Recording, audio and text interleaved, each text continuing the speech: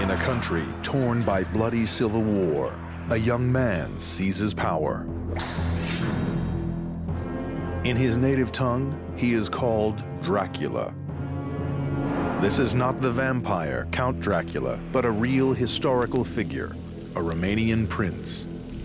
He was celebrated throughout Christendom for his achievements against the Turks. Dracula was a warlord who became known all across Europe for both his breathtaking courage and his terrifying cruelty. What drove him again and again was a need for survival, a need for affirmation, and a driving need to torture. Known as the Impaler after his favorite means of execution, Dracula is said to have burned, boiled, disemboweled, and tortured his way into the history books. But he also left an enduring legacy, not just in blood, in brick, mortar, and stone. He constructed palaces. He founded the city that was to become his country's capital. He also built one of Eastern Europe's most breathtaking mountaintop castles. Now, with state-of-the-art computer animation, the lost world of Dracula will be brought back to life.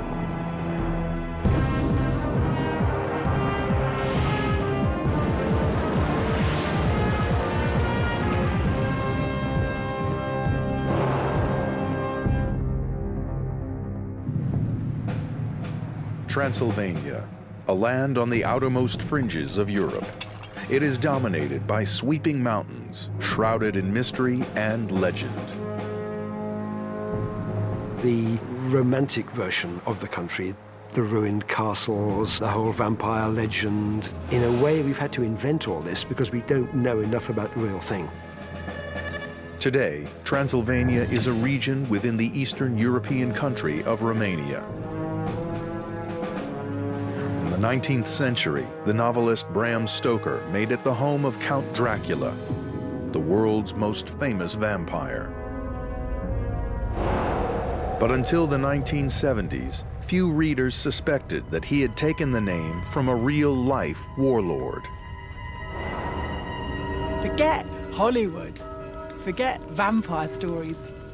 This man really existed, and he really was a vicious, extraordinarily cruel, but extremely successful leader. The world of the real Dracula was bloodthirsty and treacherous. But even by the horrific standards of his own time, he earned a reputation for barbarity. There are stories that he disemboweled his own pregnant mistress, that he collected 24,000 noses from the corpses of vanquished enemies. Even amongst the sick, twisted, sadistic rulers, Vlad still stands out as a psychotic madman. Vlad Dracula remains an enigma, a figure whose deeds are still controversial today. Madman or single-minded warrior? I would say that he was very much a man of his times who did what he had to do in order to survive. Now, our team of experts will search to uncover a world that has been almost entirely lost. The written record is very sparse. The archaeology, by comparison with great civilizations of the ancient world, is sparse as well. We don't know what actually is out there. Using clues on the ground and cutting-edge animation, the experts will reconstruct Dracula's mighty palaces, castles, and fortifications. They will be seen again as they were in the time of the infamous Impaler. The modern technologies we have enable us to understand what's left behind a lot better than we were able to in the past, so we can explore inside the walls and draw conclusions about the construction without having to take them to pieces first. Makes it a lot quicker and a lot easier to do.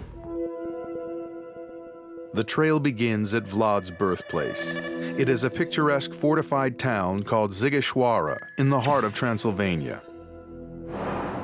The investigators start by uncovering clues from one of Sighisoara's oldest houses. This is the house in which, in 1431, Prince Vlad the Impaler Dracula was born. But much has changed since the 15th century. It was probably a single-story building at that stage. What we see behind us is a 17th century addition to the building. It's not as it would have been in Vlad's day. We can now reveal Dracula's birthplace as it looked when he was born. A one-story building in the heart of the citadel, it lacked sewers, plumbing, the most basic amenities. Yet the thick riverstone it was built from provided its most important feature, security. Vlad's hometown was one of the safest in all Transylvania. The walls yield the first clue to the spectacular fortifications that existed here when Vlad Dracula was born. This effectively was the town wall, and it's punctuated with defensive towers. And behind us, we have one of the most elaborate. The walls and defensive towers, called bastions, were up to 10 feet thick. They were there simply to prevent any enemy from sacking the city. If you look at the lower area, we have the cranels where they poured the boiling oil and hot water on people who were attacking the fortress. And in the upper part, we have an arrow slit. Sighisoara was heavily fortified because it was one of Transylvania's richest towns. But the people who lived within its walls were not Romanians. They were Saxons, men and women of German descent. Pioneering Saxons had migrated to Transylvania in the 12th century to become merchants and craftsmen. In return, they were granted special trading privileges. They were very much a race apart. The Saxons were very much associated with greed, typifying the middle classes in any era. They made money at the expense of the native Wallachians. Vlad Dracula's father, a Romanian prince, struck a special trading deal with the Saxons of Sighisoara. In return, he and his family were permitted to live within the city walls, in the apparent safety of the citadel. But in 1447, Dracula's father was assassinated by a rival clan who seized the throne of Wallachia, Romania's southern province. Vlad fled north. He vowed to return. One of the places he stayed was the spectacular Bran Castle. Today, tourists flock to Bran Castle in the belief that it was the home of Count Dracula, the villain depicted in Bram Stoker's novel. The fictional vampire dwelt here amongst the undead until he was killed with a stake through the heart. This place was painted as the home of evil. The real Dracula did come here in the 1450s. And beneath the Gothic splendor, the experts uncover what the castle really looked like in his time. Modernized by Romanian royalty at the beginning of the 20th century, the castle's interior is very different from what it was. But by using rarely seen floor plans of the castle, the experts pieced together how it must have looked 500 years ago. The tower that you were telling me about, this one, this is actually this one behind us. Exactly, the round tower. But the strategic use of this tower, this was the gunpowder tower, yeah? The gunpowder tower, yeah. Yeah, yeah. So if we orientate this way, we have the Tower behind tower us. here, yeah? And the original entrance to the castle was further Using Brand's medieval floor plans and cutting-edge animation techniques, it's possible to open a window onto the castle in the 15th century. Not a fairy tale Gothic castle, but the most secure and imposing fortress on the Transylvanian border. It was a major feat of construction. The territory around here isn't conducive to significant road-based travel, so just getting the stuff there is a huge, huge undertaking. And then when you're there, to get up this high without the sort of lifting technology we have today, they would have built up scaffolding systems using timber, they would have built off the structure as they go along. They're all very, very big challenges. For Vlad Dracula, Bran Castle was the ideal springboard from which he'd launch his bid for power. The bloody reign of Dracula was about to begin. To consolidate his rule, he would embark on one of the biggest building programs in the history of his country. In 1456, the throne of the Romanian princedom of Wallachia was seized by Vlad Dracula, the man who gave his name to the world's most famous vampire. Uncovering this lost world is a team of investigators. They want to expose the extensive building projects he began at the start of his reign. He was trying to impose order on an unruly land. Vlad Dracula has a name to live up to. He inherited it from his father, Vlad Dracul, the former ruler of Wallachia and a knight of the Order of the Dragon. The dragon became part of the family crest. Draculea. He was the son of Vlad Dracul. And also there's the connection with Dracul itself, which means the devil. Following tradition, Dracula, son of the devil, takes Târgoviște as his capital city. It is a place of legendary terror. Some of Dracula's worst atrocities take place here. But when he arrives, it is his life that is in imminent danger. This is not only the capital of his realm, but it's also the capital of political assassinations. It's also the capital of intrigue. He expects to be murdered. He fears poisoning. Everything he eats is tasted first by a trusted servant. Rival princes called boyars traditionally dominate politics in Wallachia. The knowledge that they will do anything to get rid of him forces Vlad's hand. It is kill or be killed. For generations, the Wallachian landowners had changed their loyalty back and forth and back and forth. And in order to retain power, Vlad has got to get rid of the boyar.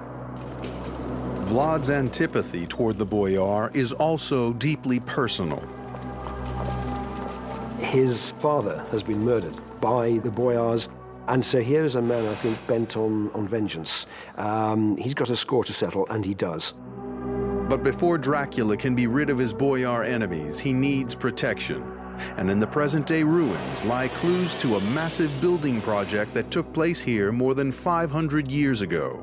It's all part of his cunning plan to build this image, if you like, this image of power, this image that he's in control, the impression that he is the great leader, the mighty voivod of Wallachia. The palace complex at Târgoviște was begun by Dracula's grandfather. In his father's time, a 60-foot wide defensive moat was added. But Dracula himself was to build a palace complex that surpassed all that had gone before. The Great Hall was rebuilt to encompass a vast area of more than 3,000 square feet, and an imposing watchtower gave Dracula a panoramic view of his territory. The whole palace complex was encased in walls that were as much as 5 feet thick. The vast cellars beneath the Great Hall reveal the sheer scale of Vlad's ambition. What we have here is a huge volume of space, and that volume was created through the construction of barrel-vaulted cellars. The arches are typical of what's called the Byzantine style of building. They were constructed using a timber framework called a former. The bricks were built around it. It was a feat that had to be supervised by a master mason. His very life depended on getting it right. Traditionally, when you remove the formwork from a fresh arch, the master mason has to stand underneath and be the first one there when the formwork's removed. So if it's ever going to fall on anyone, it'll fall on him.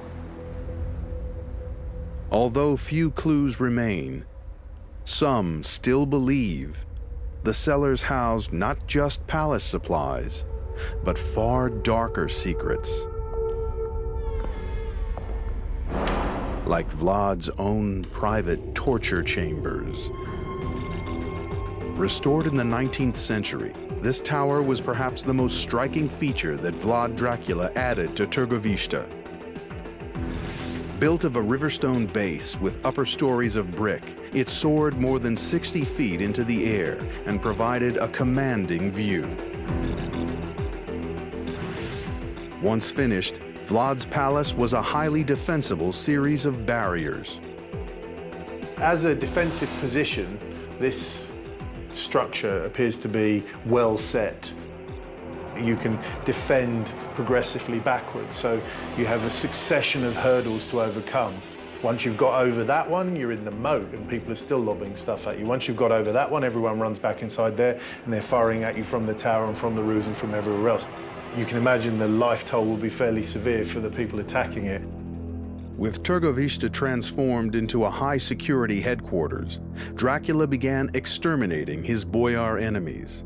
He showed ruthlessness that has become legendary. There is no doubt that the only way Vlad could get rid of the boyar and cement himself in power was to kill them all. On Easter Sunday, 1457, Dracula committed one of his most infamous atrocities. He set his trap by inviting the boyars to a meal in the Great Hall. Vlad asked them rather pointedly how many lords they had had over a 50-year period, and most of them couldn't answer him because they'd had so many. And the reason they had so many is that they had been removed by force by those very boyars, which was exactly the answer that Vlad wanted. They were condemning themselves out of their own mouths, and so, according to legend anyway, he had them impaled, 500 of them.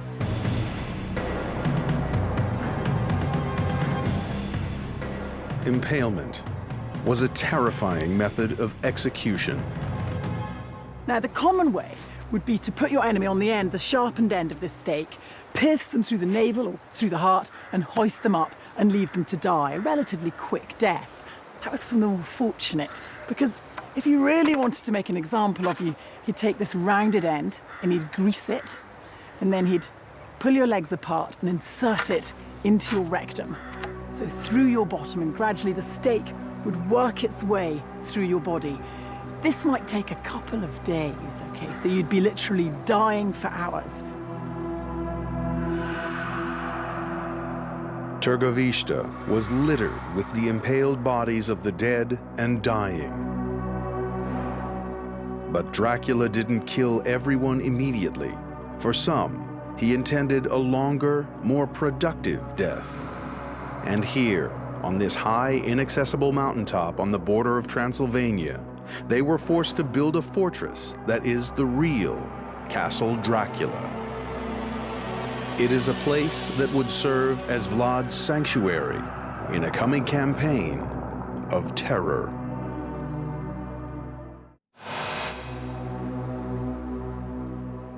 "1,500 feet above the river Arges, on a perilously steep mountain, lie the ruins of an ancient fortress called Castle Panari.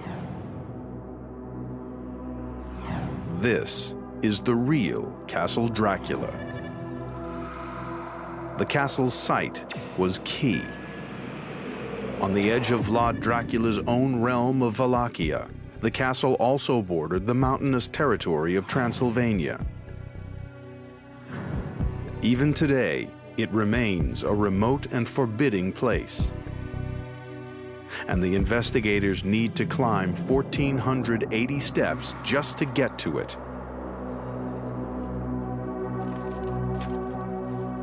Within these ruins lie remarkable archaeological clues which will help the investigators bring the castle back to life. For a prince bent on achieving absolute power, this was a prime strategic location. And you see here to the south, we have Vlad's lands, his Wallachia. And of course, 50 miles beyond those mountains, you have Târgovește, his very own capital city. But of equal importance, and over here to the north, you have Transylvania. Transylvania, which of course included a couple of Vlad's strongholds. And equally importantly, this was the prime position from which he could deal with those pesky Transylvanian Saxons. Transylvania is home to the rich Saxon merchants whose wheeling and dealing threatens Vlad Dracula's grip on power. Since he needs to act swiftly in building the castle, he resorts to unconventional techniques and slave labor.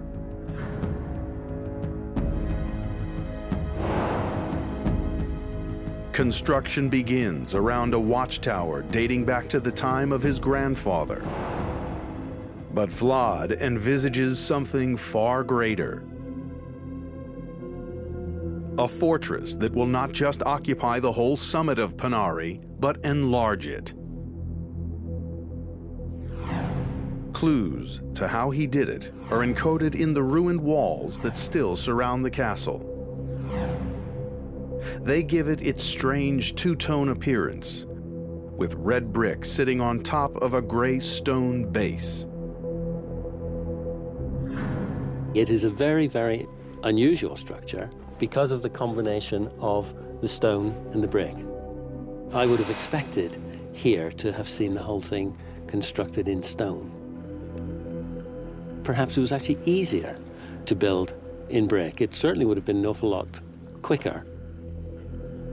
Though they stand on a narrow mountain summit, these walls are a staggering 9 feet thick.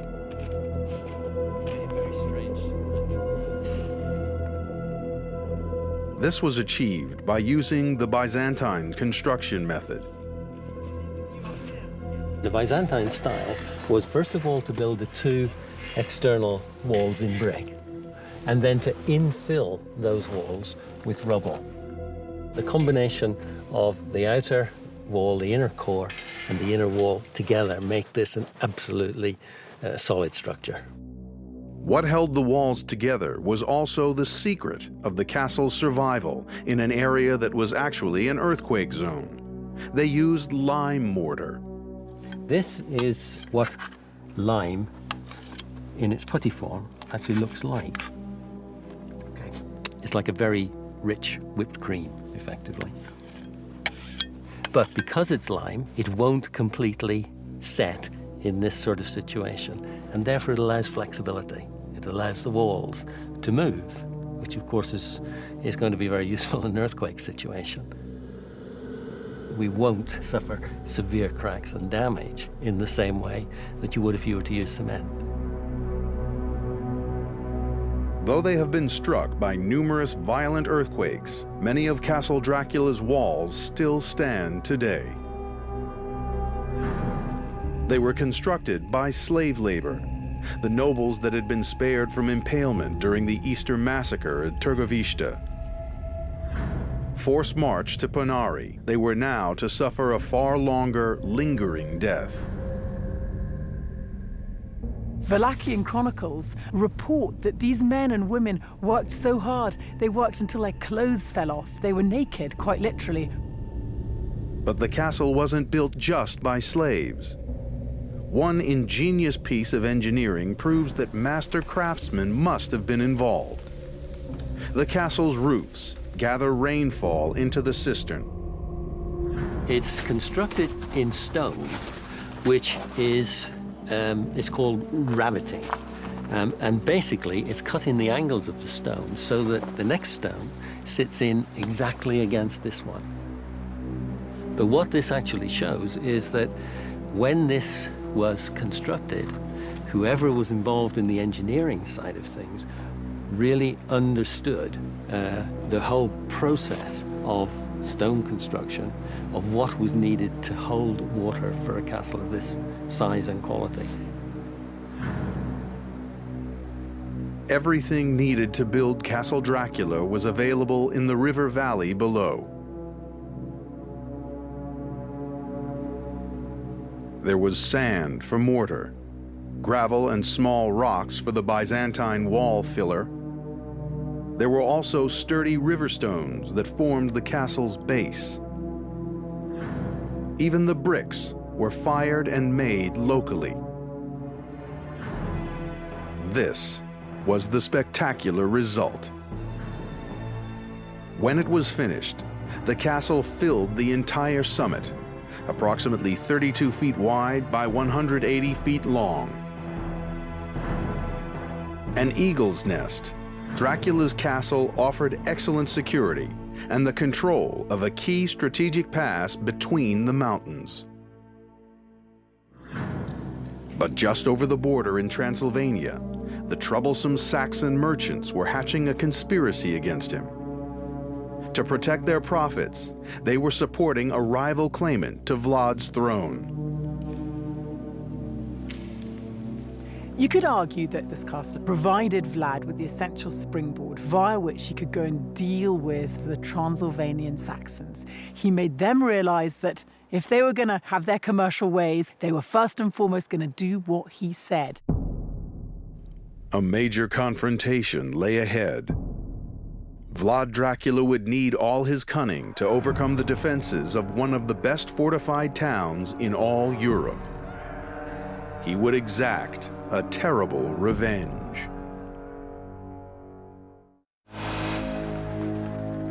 German chronicles report that in 1459, Vlad Dracula, the real-life Romanian prince, embarked on a campaign of terror. It was so savage that the name of Dracula would never be forgotten. Rallying his troops at Bran Castle, he marched into Transylvania. Saxon merchants were plotting to overthrow him. He intended to punish them. Their base was in Brasov. Concealed within the modern-day city are the fortifications of what was medieval Transylvania's richest and most well-defended town. The Saxons had been siding with Vlad's enemies. They were untrustworthy and they were foreign anyway. So in Vlad's book, that's fair deal. Today, the picturesque town gives few clues to the bloody events that unfolded here 5.5 centuries ago.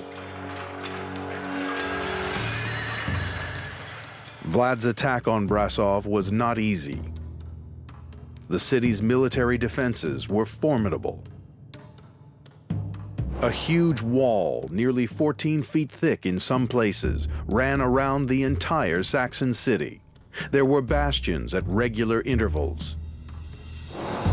This bastion was run by the Weavers' Guild. This is one of the most important fortifications that has survived, fairly intact. And in terms of its architecture and form, it's extremely important in understanding the defensive systems of the early 15th century. A multi-leveled wooden gallery was built onto the inside of the wall. What we see here is very, very high-quality work in oak. And we have the roofs at the moment are covered in snow, but underneath that snow is timber roofing. Cut into the outside walls are arrow slits and loopholes. They would later be used for cannon and muskets. The Saxons believe that they are safe behind their mighty fortifications, but they underestimate Dracula's cunning. Dracula grew up in a Saxon town. He knows their way of fighting. He knows a frontal assault is doomed to failure. So he takes Brasov by surprise, attacking by night and ransacking its suburbs before people can retreat to safety behind the walls. Everyone he catches is impaled on the surrounding hills. According to later Saxon accounts, thousands die. The execution took place on the hanging hill, which is behind this mountain. The attack on Brasov inspires the most infamous of all the images of Vlad, the Forest of the Impaled. It depicts the prince eating his dinner amid corpses. Some suggest this picture is the first to make a link between Vlad Dracula and vampirism. Impalement is a slow process. It can't be done quickly, especially with large numbers. Then he would have been having a meal while he was watching it. But he's not actually drinking their blood, and he's not eating their flesh. There is nothing cannibalistic, I don't think, about Vlad. Created by Saxon storytellers, the purpose of these pictures is clear: to forever associate the name of Dracula with evil. The woodcuts themselves, of course, are propaganda. They are the early version of video nasties, and people wanted to look at them and gawp, and they paid good money to do it. With Brasov subdued, Vlad turns his attention to the Ottoman Empire.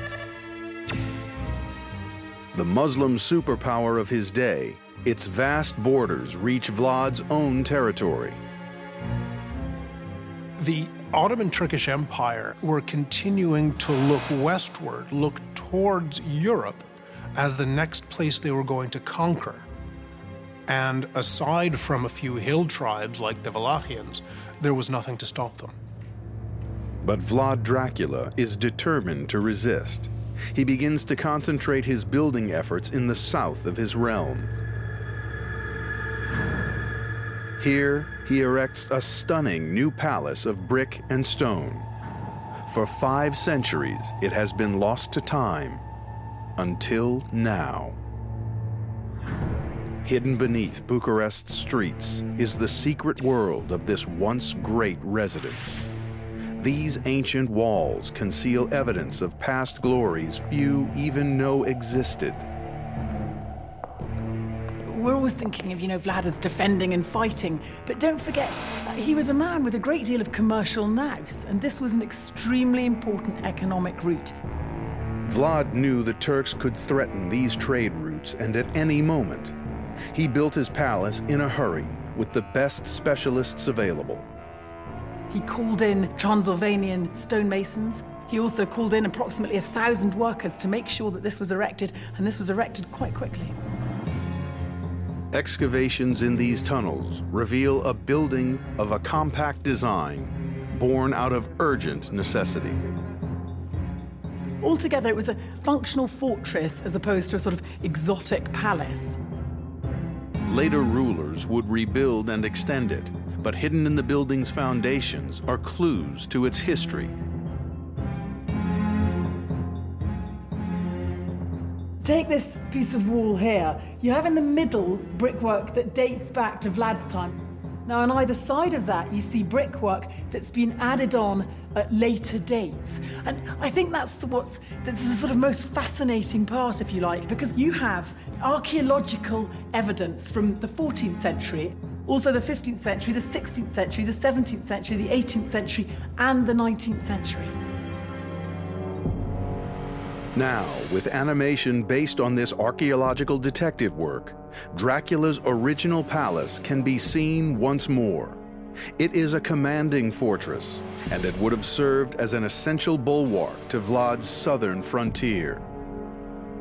Dracula now has his domain of Wallachia in an iron grip, but his greatest enemy, the conquering Ottoman Empire, is waiting at the border.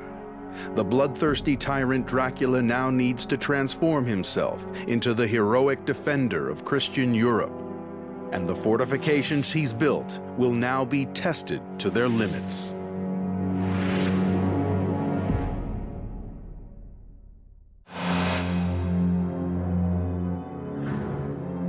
With his country secured by a series of fortified palaces, Vlad Dracula, Prince of Wallachia, begins planning for war. Amid the massive 5-foot-thick walls of his palace at Târgovişte, Vlad receives a delegation from the Ottoman Turks. The Turks' all-conquering armies have reached his borders, and they now threaten Christian Europe. According to legend, the envoy demands Vlad pay a tribute, but he refuses, claiming the envoy had insulted him. They don't remove their turbans. And Vlad asked them why they were being so insulting, and they said, it's not our custom. We never remove our turbans.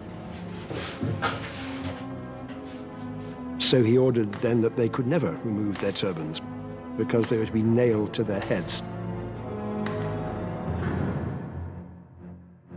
By the winter of 1461, Dracula and the Turks are at war. With an unexpected speed and boldness, Dracula leads his soldiers on a brilliant campaign into enemy territory. Everyone who gets in his way is put to the sword. A nobleman like Vlad could not hang back in battle. He had to be physically courageous, otherwise he was nobody. Vlad returns to the safety of Târgovişte's fortifications. In 1462, he writes to neighboring kingdoms, demanding help from his fellow Christians. With one dispatch, he sends a demonstration of his military prowess. 23,884 severed noses cut from the faces of his fallen enemies. The Turkish Sultan Mehmet, himself a ferocious general, sets out to meet him in battle. He brings an army that dwarfs Vlad's by 3-1. Though Târgovişte has formidable defenses, Vlad knows the palace cannot withstand a protracted siege. The way you broke down defensive positions like this was either intrigue, where you paid someone to let you in, open the door, or you starved them out. They're a good answer if all you're worried about is someone knocking on your door for a few weeks. If you have to hide here for 3 years, it's not quite so good. Vlad is forced to change his tactics and go on the run. Mehmet was a master of psychological warfare. But what he encountered was an even more powerful psychological warrior. Vlad uses savage guerrilla tactics. He keeps to Romania's thick forests, venturing out to strike quickly and brutally, then vanishing. For Vlad, it's like being a big shark. If you stand still, you die. As the Turks advance, Vlad uses every conceivable tactic to break their morale. He attacks by night, he poisons their wells, he burns their crops. He even pays diseased men to infiltrate the Turkish ranks and pass on infections. Vlad's campaign of psychological terror reaches its climax outside the walls of Târgovişte. When he abandons his palace, he leaves behind a site that will haunt the Sultan for the rest of his life. It gives rise to Vlad's Turkish nickname. They call him Kazikli Bay, the Impaler Lord. Mehmet himself, who was a frighteningly cruel man, turns away. The sight of 20,000 corpses with their bowels spilled out down poles was enough to take a seasoned, young, fit soldier like Mehmet II and send him running. The traumatized Sultan retreats to his homeland, leaving others to fight Dracula. They drive him back. He is forced to retreat to his sanctuary at Pınarı, Castle Dracula. The castle's position and defenses make a frontal assault impossible. But for some of those trapped inside, life becomes unbearable. Panic-stricken by the idea of being tortured to death by the Turks, Dracula's wife throws herself from the battlements. Her body falls into the river far below. To this day, it is called the Princess's River. But Vlad does not give up. He will get out and live to keep fighting.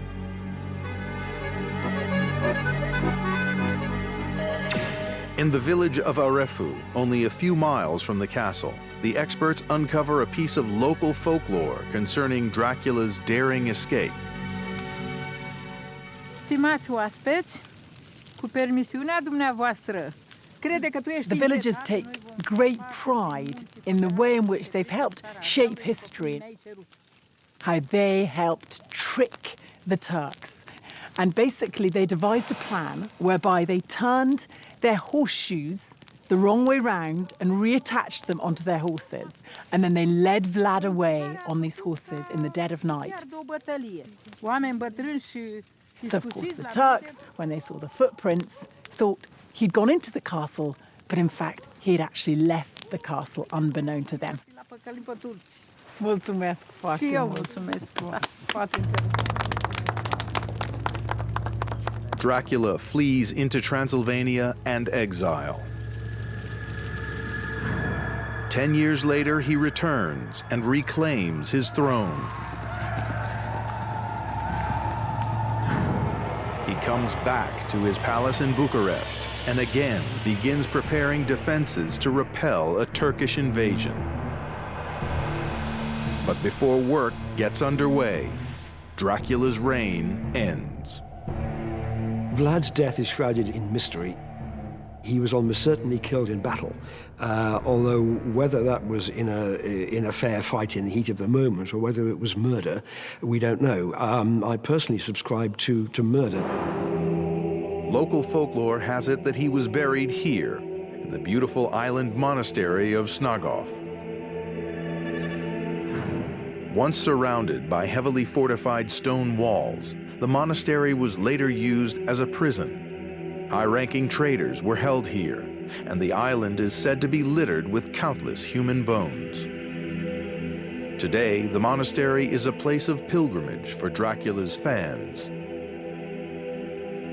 It is said his body lies in a grave at the altar, but that his head was cut off and sent to the Sultan to prove he was finally dead. Tradition and wishful thinking places Vlad in this tomb at the monastery of Snagov, but the tomb is empty. There is nothing inside. Past excavations have found no proof that Vlad's body was buried in Snagov.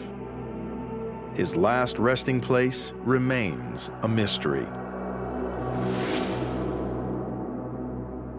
In Romania today, Vlad Dracula remains a national hero despite his brutality. Vlad is very much the guy on the white horse. I think Romanians today see him as that. He's a freedom fighter. He is a nationalist. He's a man of the people.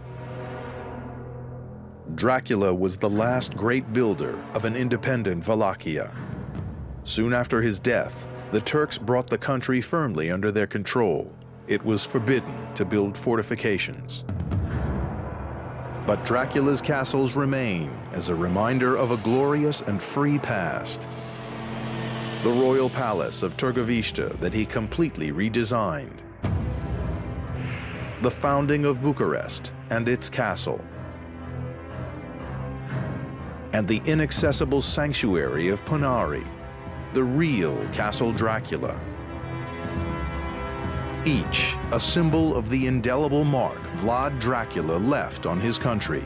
It is not just in the ruins of his once great palaces, but also in the memories of his people.